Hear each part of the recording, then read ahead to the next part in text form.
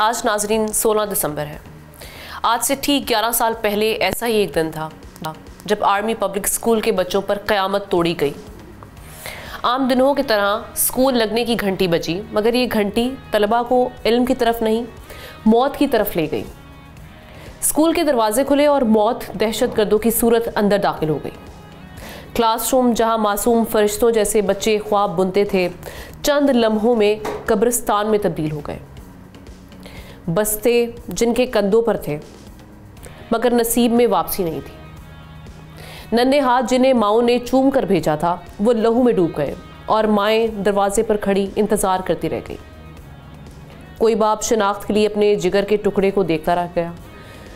वो दिन जब मासूम बच्चों की हंसी चीखों, सिसकियों और गोलियों की तड़तड़ाहट में दबकर रह गई।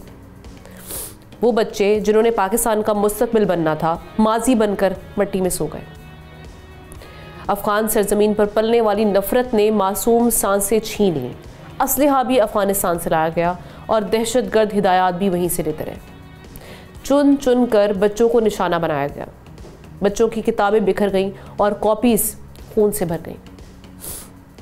उस दिन की यादें बहुत खौफनाक हैं, इतनी खौफनाक कि 11 साल गुजर गए हैं मगर वक्त ज़ख्म नहीं भर सका।